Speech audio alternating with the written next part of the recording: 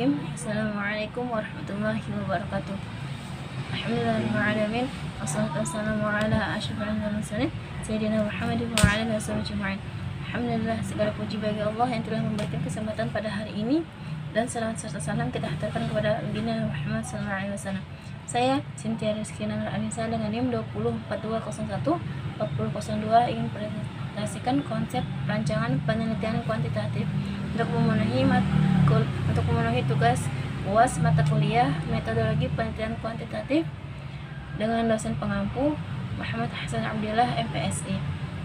Yang pertama, langsung saja ke fenomena, di mana fenomena adalah suatu peristiwa atau kejadian yang dapat diukur atau diamati.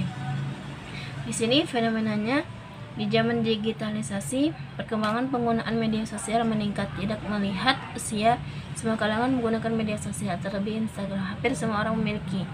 Hal positif mudah didapatkan, tak terkecuali pun hal negatif. Kita ketahui belakangan ini, anak artis yang terkenal mendapatkan bullying atau hujatan dari media sosial.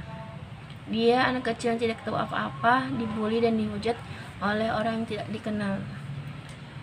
Itu hal yang ingin diukur dari penelitian ini adalah cyberbullying.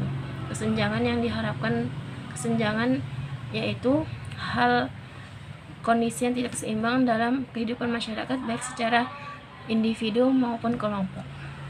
Di sini hal yang tidak diinginkan dari penggunaan media sosial adalah penghujatan atau bullying, dan hal yang diinginkan dari media sosial ini adalah komunikasi antara satu dengan lainnya yang tidak dikenal, untuk memudahkan satu negara dengan satu negara lainnya berkomunikasi.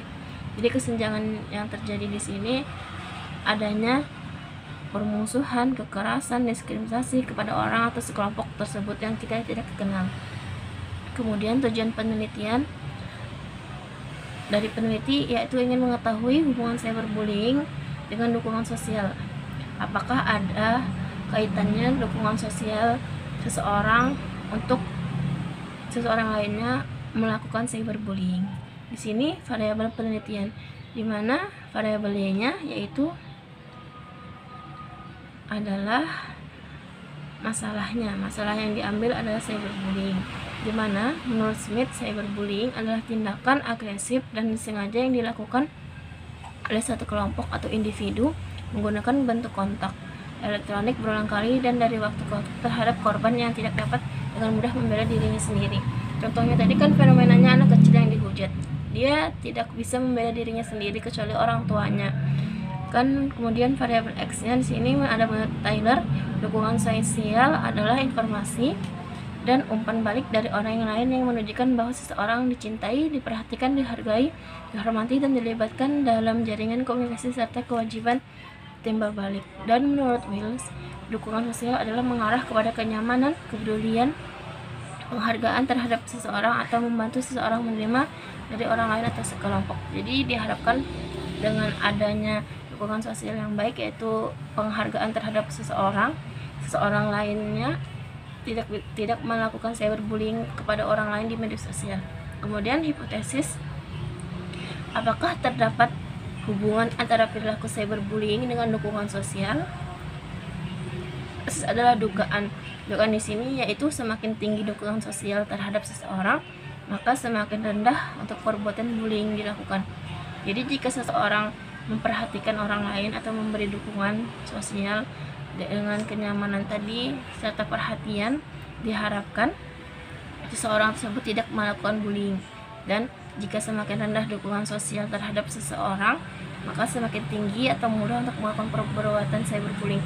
Orang yang melakukan cyberbullying diperkirakan orang yang tidak dapat perhatian dan dukungan sosial dari sekitarnya atau dari lingkungannya. Kemudian subjek penelitian di sini, pada siapa penelitian ini dilakukan? Peneliti menginginkan yaitu subjeknya pengguna media sosial, terutama Instagram.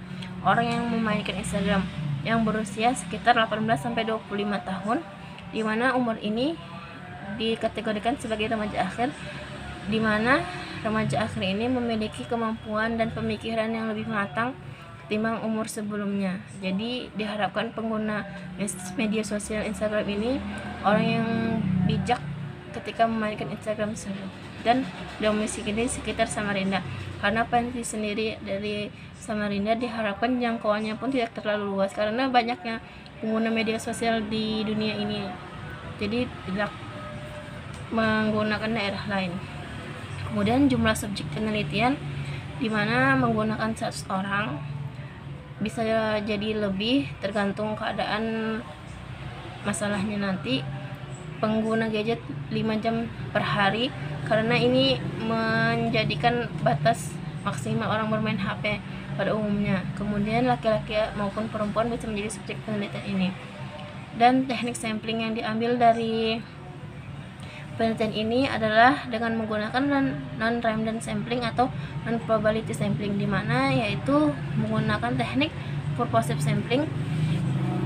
Pengertian dari purposive sampling ini karena peneliti menggunakan sampel berdasarkan pada karakteristik atau kriteria dan ciri-ciri khusus yang sesuai dengan tujuan penelitian.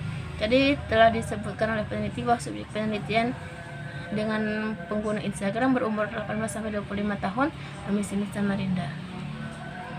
Kemudian instrumen penelitian di sini peneliti menggunakan kuesioner atau angket, di mana kuesioner atau angket ini dikirimkan melalui online atau Google Form, dibagikan kepada subjek yang ingin diteliti.